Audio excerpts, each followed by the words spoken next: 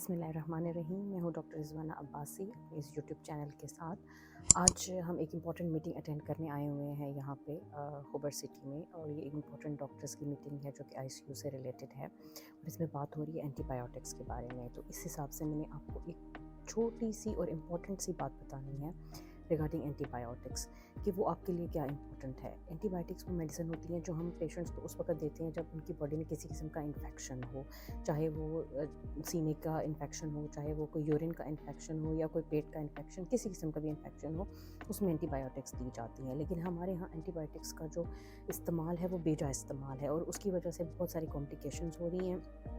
और आजकल medical field में ये चीज़ बहुत ज़्यादा डिस्कस की जा रही है, जिसको हम कहते हैं कि एंटी माइक्रोबियल रेजिस्टेंस, के एंटीबायोटिक्स को रेजिस्टेंस का सामना हो रहा है। और ये जो हमारे पास बैक्टीरिया और डिफरेंट फंगल और वायरल इन्फेक्शंस हैं, ये इतने ताकतवर हो चुके हैं कि ये हमारी एंटीबायोटिक्स के अगेंस्ट काम कर रहे हैं और एंटीबायोटिक्स को काम नहीं करने दे रहे हैं।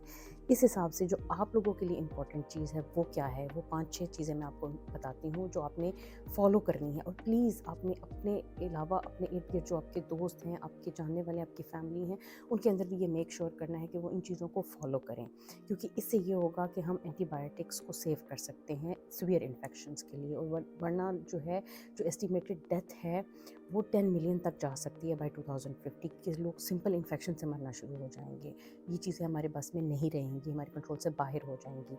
इंपॉर्टेंट चीज़ क्या है आप सबके लिए करने के लिए कि जब भी आपको कोई प्रॉब्लम हो किसी किस्म का, आप सबसे पहले तो डॉक्टर से रजू करें। खुद सेल्फ मेडिकेशन बिल्कुल भी ना करें। हाथ बार बार आपने धोने हैं। आप बाहर से आए, घर में दाखिल हो, खाना खाने से पहले ये हाथ जो है ना, हैंड हाइजीन, ये सबसे ज़्यादा इंपॉर्टेंट टूल है आपका इन्फेक्शन से बचने के लिए। अच्छा, अगर आप बीमार हो गए, आपने एंटीबायोटिक्स ले ली हैं, अब आपको डॉक्टर ने जैसा प्रिस्क्राइब की है ना एंटीबायोटिक्स, वो उतने टाइम तक आपने इस्तेमाल करनी है। अगर डॉक्टर ने आपको 5 दिन का कहा है तो 5 दिन, अगर 7 दिन का कहा है तो 7 दिन। आपने वो कोर्स बीच में छोड़ना नहीं है, क्योंकि अगर आप छोड़ेंगे तो आपको रेजिस्टेंस का सामना हो जाएगा, और इसी वजह से ये बैक्टीरिया रेजिस्टेंस क्रिएट करते हैं। इसके अलावा ये है कि आपने ख़ुद से जाके एंटीबायोटिक्स नहीं ले लेनी है कि मेडिकल स्टोर से जाके आपने उसको रिक्वेस्ट कर दी कि नहीं भाई मुझे दे दो, लास्ट टाइम मैंने ली थी तो मैं सेट हो गया था, तो मुझे अभी भी दे दो ताकि मैं जल्दी ठीक हो जाऊँ। बिल्कुल भी ये प्रैक्टिस बिल्कुल नहीं करनी है आपने। खुद से कोई मेडिसिन नहीं प्रिस्क्राइब करनी है, खासतौर पर एंटीबायोटिक्स बिल्कुल भी नहीं, और ना ही डॉक्टर को बार बार इंसिस्ट करना है कि हम मुझे एंटीबायोटिक्स लिख के दे दें। डॉक्टर ने डिसाइड करना है आपके सिम्टम्स के ऊपर, आप टेस्टों के ऊपर कि आपको एंटीबायोटिक्स की ज़रूरत है या नहीं है। अच्छा, अगर आपको कोई खांसी, नज़ला, ज़ुकाम जैसे सिम्टम्स हैं तो उसमें आपने अपने आप को मास्क पहन के रखना है, ताकि ज़्यादा से ज़्यादा ये चीज़ें, बैक्टीरिया और वायरस, ये फैले ना, ठीक है। और उन कफ एटिकेट्स को आपने ज़रूर फॉलो करना है।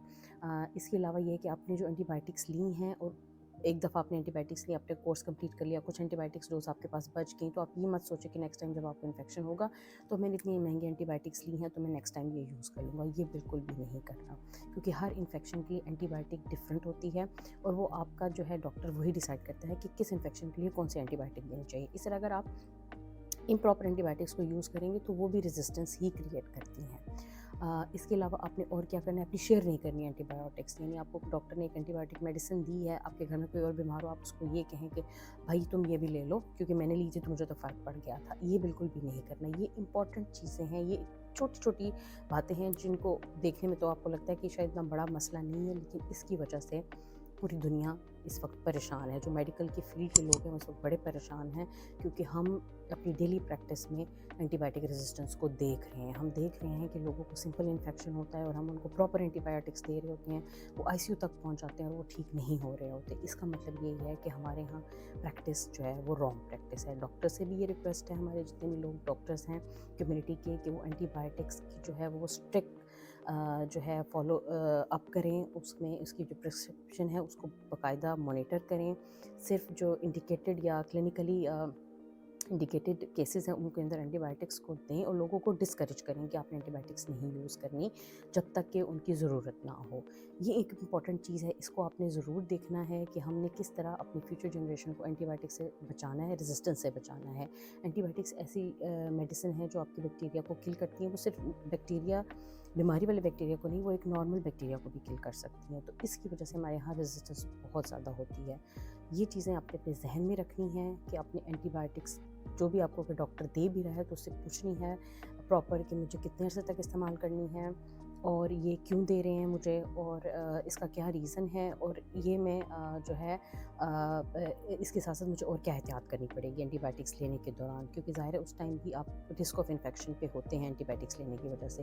اس دوران جو ہے آپ نے اپنی ڈائٹ کا، ہینڈ ہائیجین کا یہ ضرور خیال رکھنا ہے، اور اپنی جتنی بھی ویکسینیشنس ہیں ان کو آپ اپ ٹو ڈیٹ رکھیں۔ اپنی بیماریوں سے بچنے کے لیے یہ ویکسینیشن بہت امپورٹنٹ رول پلے کرتی ہیں، یہ ہمیں سویئر قسم کے انفیکشن سے بچاتی ہیں۔ تو یہ آج کا میسج اینٹی بائیوٹکس ریزسٹنس کے حوالے سے، اس کو ضرور پریکٹس کیجیے گا اور لوگوں کے ساتھ شیئر بھی کیجیے گا، ہمیں لائک شیئر سبسکرائب ضرور کیجیے گا۔ Thank you.